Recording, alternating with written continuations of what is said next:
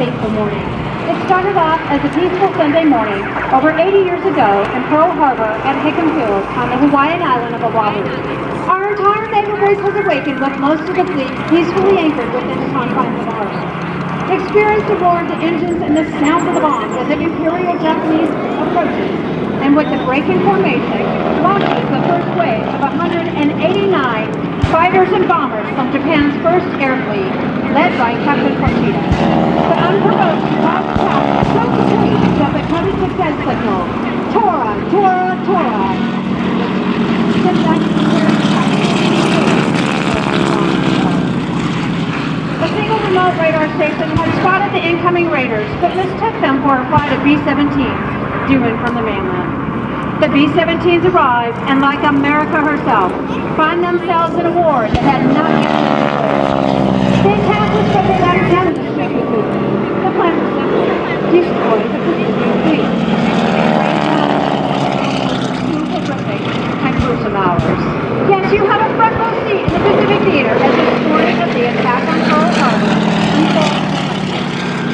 When the first bombs began to fall, pilots all over the island jumped into action. Having to field, Lieutenant Bill Gustafson jumping out a 45 caliber pistol over his purple pajamas and ran to a working all aircraft in the flight lines were ordered to be wingtip to wingtip on alert and were on fire or destroyed, except for a couple of P-36 Hawks. Rasmussen was joined by 4 more P-36 Hawks. Pilots Lou Sanders, Gary Brown, Jordan Sterling, and took off to engage the attacking Japanese and managed to shoot down a few of their Zeros, Valves, and Ks. The enemy number aircraft were 86 of the world. If you look left, you'll see a couple of P-40 Warhawks and got them fielded on. These pilots caught up with the Japanese close to Pearl Harbor and engaged in a Zero, Valve, and Ks with rounds from their 30 caliber machine guns. However, they quickly ran out of ammunition. Luckily, they were able to land at Beirut Field, which is near the center of the island. They refueled and reloaded with 30 and 50 caliber ammo and took off once again to fight the Japanese. The 2 pilots are credited with downing a total of 6 Japanese warplanes when their own planes were disabled. Both pilots received a Distinguished Service Cross for their actions set in from its day. A total of 502 U.S. planes were on the line at the beginning of the attack, sending coming to make the attack on Pearl Harbor.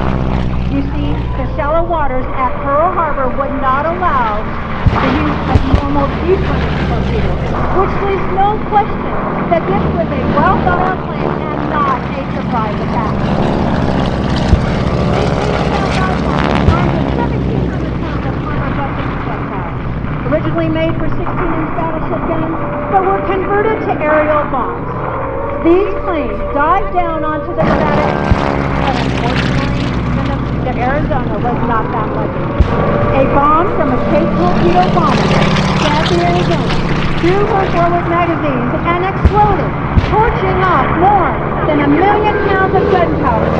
Sailors had lost control as the Arizona jumped 20 feet in the air and broke in two. Forever recovered 1,178 American servicemen in an underwater tunnel. The ship sank in less than 3 minutes. Ewok, Private First Class Melvin Thompson was on guard duty when 9-0 attacked base.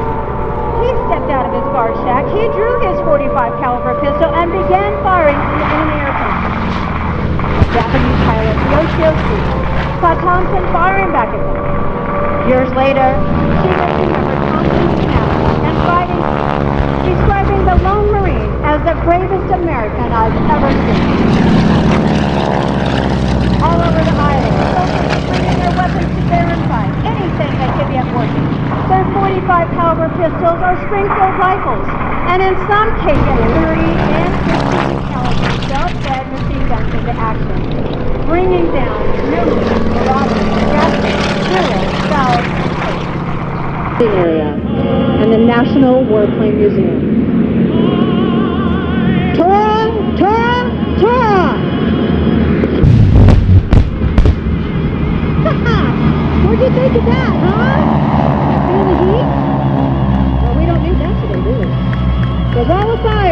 presented by Gordon Webb from Springport, Michigan, and his team from across the United States. Dave West, his sister, Mark